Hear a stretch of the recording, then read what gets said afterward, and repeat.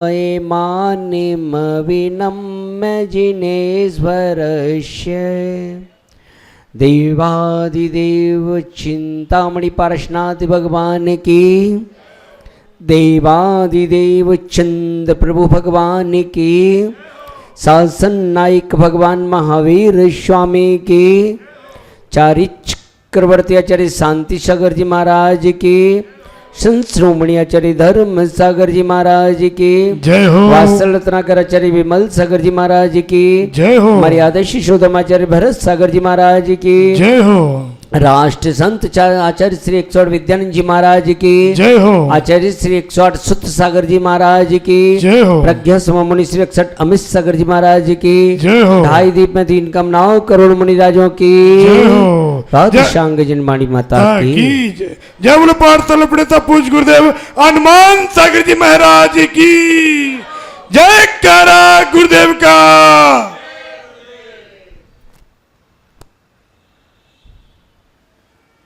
भगवान सुखी हैं या दुखी हैं?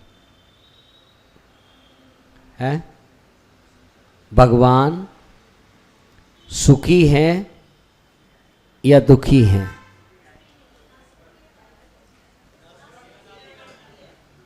भगवान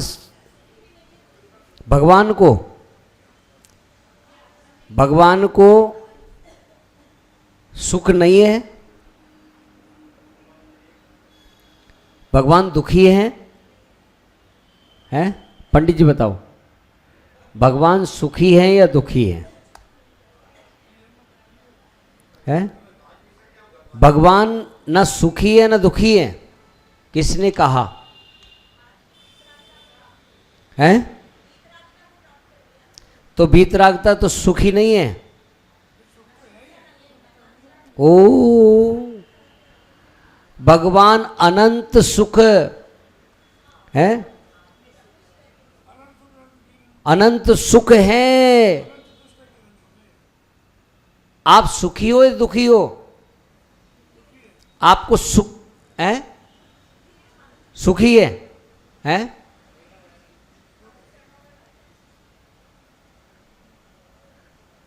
अभी जो है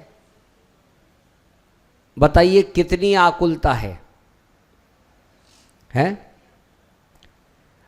यदि मैं अभी 1 घंटे लगातार बोलने लगूं तो आपकी घड़ी पे कितनी बार निगाह जाएगी? बताइए आप सुखी हैं कि दुखी हैं? आकुलता का नाम ही तो दुख है।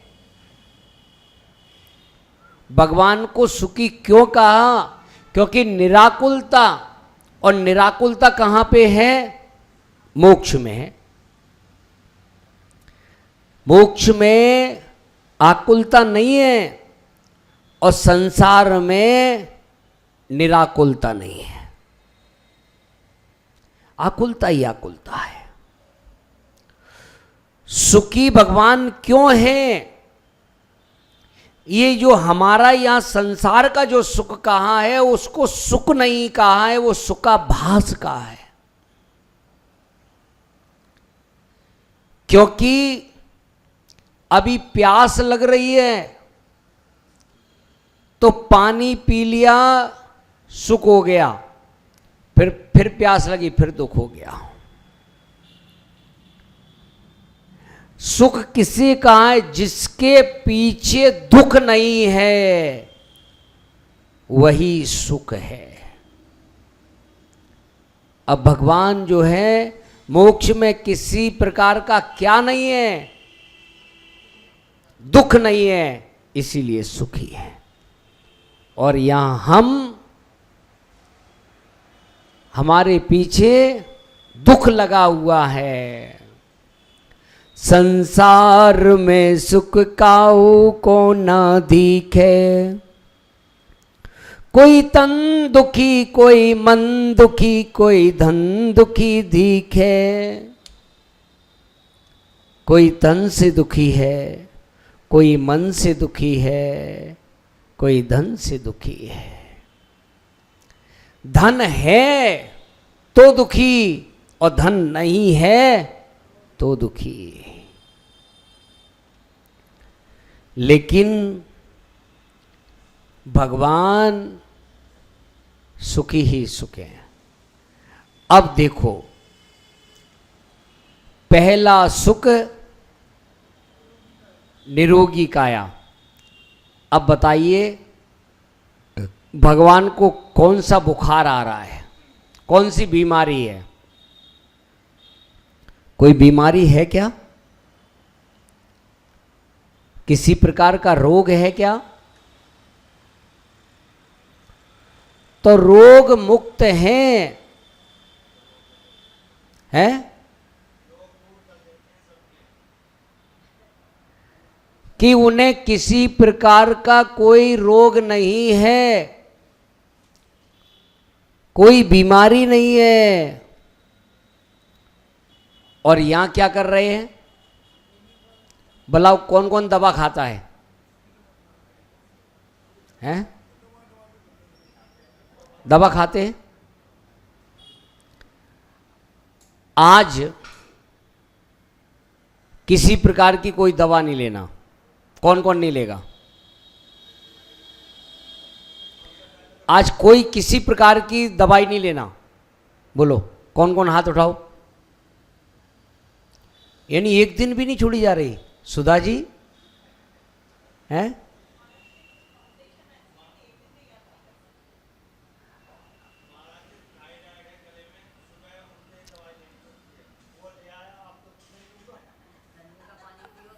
जो है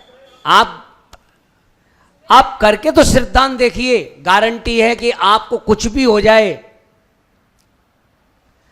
कि आज दवा नहीं लेंगे, अरे भगवान की भक्ति से, भगवान की श्रद्धा से कुछ रोग ठीक हो सकता है। तो ये कुछ रोग ठीक हो जाए तो क्या आश्चर्य की बात है? राती रात के अंदर जो है वादिराज मुनिराज ने कुष्ठ रोग दूर कर लिया। मैना सुंदरी ने 700 व्यक्तियों का कुष्ठ रोग दूर कर लिया। किससे हुआ? ये भगवान की भक्ति से हुआ। तो एक दिन तो करके देखो। और भगवान ने चाहा, भगवान की कृपा, यदि आपका श्रद्धांत, तो भगवान की कृपा आप पे रहेगी और आपकी दवाई हमेशा के लिए छूट जाएगी। हैं?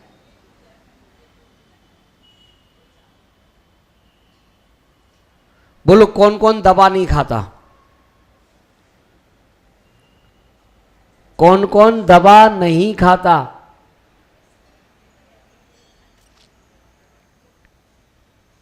नार की दवाई नहीं लेते? दवा लेते नार की? दवा नहीं लेते नार की। जो है देव दवा नहीं लेते। अब दवा दो जगह चलती है, दो पर्याय में दवा रहती है। एक मनुष्य पर्याय में और दूसरी तिर्यंच पर्याय में। तिर्यंच भी जो है बहुत कम दवा का प्रयोग होता है और अधिकतर उनको खाने से ज्यादा लगाने वाली दवाई का प्रयोग होता है।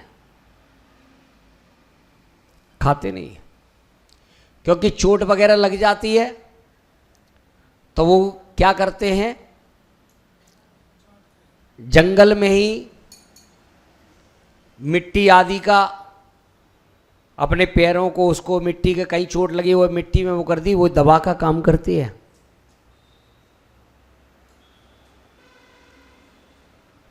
या जो है अपनी जिब्या के द्वारा वहां पर स्पर्श करते तो ठीक हो जाते हैं। घरों में आदि होते हैं तो कोई दवाई लगा देता, कोई दिखा देता, कर देता है। पर मनुष्य दवा खा रहा है। दबा दबा के खा रहा है और दबा खा रहा है।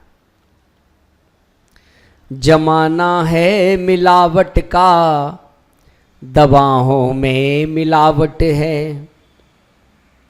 बोलो कि सोचो कि दवा खाकर ठीक हो जाएंगे तो नहीं होने वाले हैं। दवा खाकर और बीमार पड़ रहे हैं।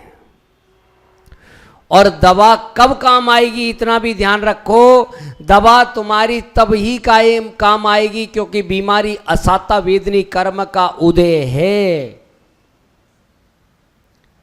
अब बोलिए असाता के लिए तुम क्या करोगे? क्या दवा खाने से असाता साता में हो जाएगा? भगवान की भक्ति से असाता साता में परिवर्तन होगा। और जब वो तुम दवा खाओगे तो वो दवा तुम्हें असर करेगी। नहीं, कितने लोग आते कि दवा खा रहे हैं, डॉक्टर को भी दिखा लिया पर ठीक नहीं हो रहे हैं। का एक दिन भगवान की भक्ति करके देखो, जाप अनुष्ठान करके देखो, वो असाता साता में परिवर्तन हो गया और वही दवाई कार्यकारी हो गई। इसलिए जो है कम से कम एक दिन तो छोड़कर देखो, हैं?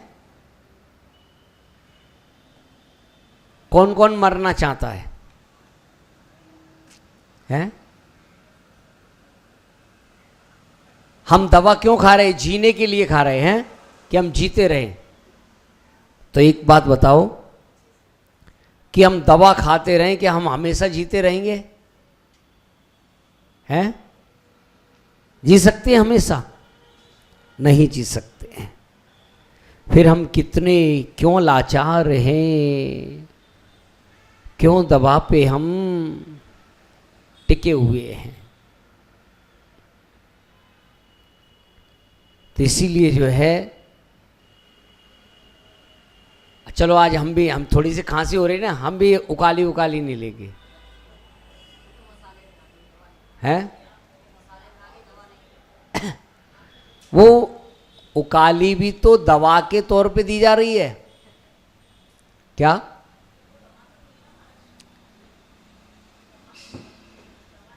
लेकिन भगवान पर जो श्रद्धा रखता है उसे ये पहला सुख प्राप्त होता है। हमें प्रयास करना चाहिए कि भगवान की हम भक्ति करते रहें और अपना जीवन निरोगमय बना रहे, क्योंकि हमारा भगवान के चरणों में रोग क्यों शांत हो जाता है? कभी विचार किया, कभी सोचा? क्योंकि ये कभी बीमार नहीं पड़ते हैं, इनके पास कोई रोग नहीं है, और जो इनके पास जाता है वो भी निरोगी हो जाता है, उसे कोई रोग नहीं होता।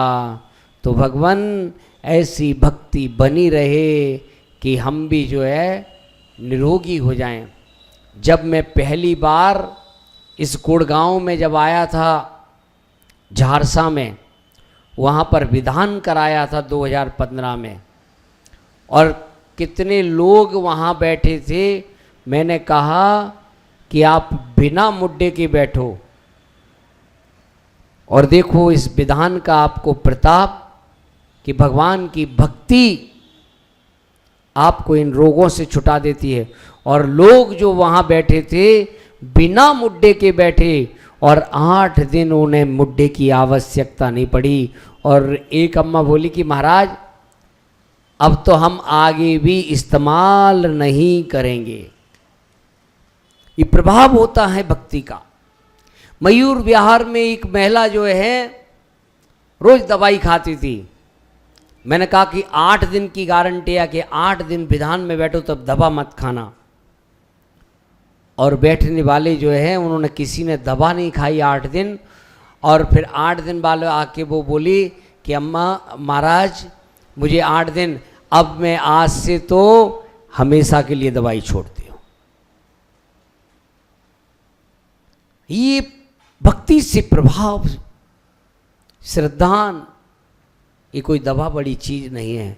तो बंधुओं, अपने अंदर जिनेंद्र भगवान के प्रति श्रद्धा, जब पूजा भक्ति करते हैं और त्याग की वो ताकत होती है, त्याग की ऐसी महिमा होती है कि यदि हम जो है श्रद्धान कर लेते हैं तो ये दवाइयों का भी, रोगों का भी त्याग हो जाता है।